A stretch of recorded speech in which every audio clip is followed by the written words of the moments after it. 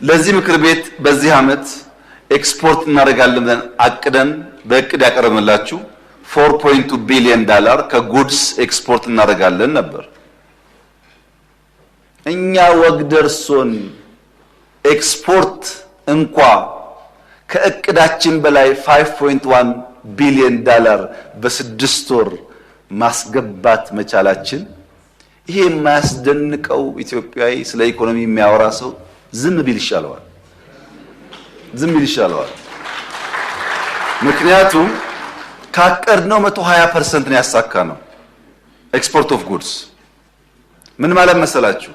አምናን ካልጨመራችሁ፣ አምና ስላደገ አምናን ካልጨመራችሁ ከአምና በፊት በነበሩ ዓመታት የዚህ 6 ወር የኤክስፖርት ገቢ $5.1 ቢሊዮን ኢትዮጵያ አስገብታ አይደለም አቅዳ አታውቅም። በአመት 5 ቢሊዮን አቅዳ አታውቅም። በስድስት ወር ነው ያስገባ ነው። ይሄ ተሳክቶ ደብል አድርገን በሚቀጥለው 6 ወር ተደግሞ 10 እና ከዛ በላይ ቢሊዮን ብናስገባ ምን ማለት ነው?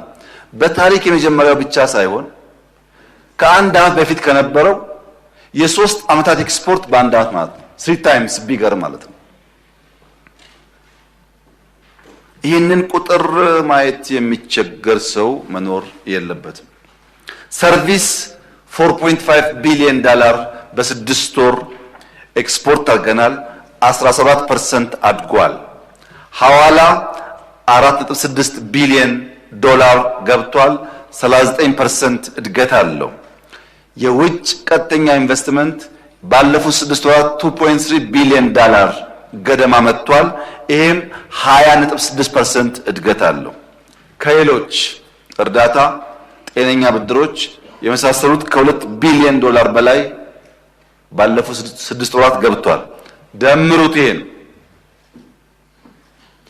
ለኢምፖርት ያወጣነው ወጪ ባለፈው 6 ወር $11.3 ቢሊዮን ነው።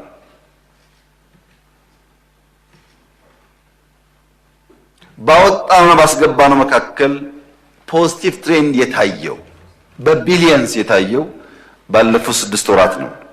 ካስገባነው $11.3 ቢሊዮን ኢምፖርት ውስጥ 39% ካፒታል ጉድስ ናቸው። ይሄ ኢኮኖሚ ምን ያክል ጤናማ ጉዞ ላይ እንዳለ ያመለክታል። ነዳጅ፣ ማዳበሪያ ሲጨምሩበት ደግሞ አብዛኛው ወጪያችን ጤናማ በሚባል ሴክተር ላይ እንደዋለ ያሳያል። በዚህ ምክንያት ኦፍ ኮርስ 3.4 ቢሊዮን ከዚህ ቀደም እናስገባ የነበረውን በሀገር ውስጥ ማምረት በመቻላችን ጭምር ነው ኢምፖርቱ እንደዛ የቀነሰው። በዚህ ምክንያት ሪዘርቫችን የውጭ ምንዛሪ አነሰ ተባለው የተከበሩ ምክር ቤት አባል በኢትዮጵያ ታሪክ በርሶም በአባቶም ዘመን ኖሮ የማያውቀው ሪዘርቭ ዛሬ ኢትዮጵያ ያላት በኢትዮጵያ ታሪክ እና የውጭ ምንዛሪ አሁን ካለን በብዙ ጥፍ ማደግ አለበት የሚል ጉጉት ካሉት እኔም ከርሶ ጋር ነኝ። አሁን ካደረግነው በላይ ማደግ አለበት፣ ትክክል ነው። ግን ከነበረው ጋር አያወዳድሩት።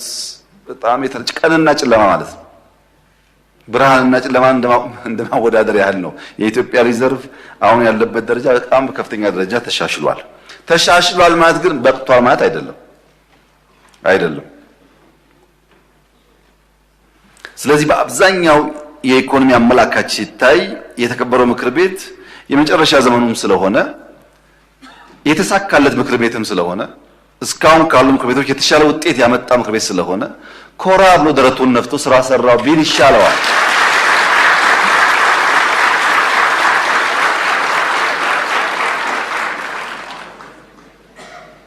እኔ እናንተን ቁጥጥርና ድጋፍ የማየው በዛ መልክ ነው። የተሻለ ስራ ሰርታችኋል ብዬ ነው የማስበው።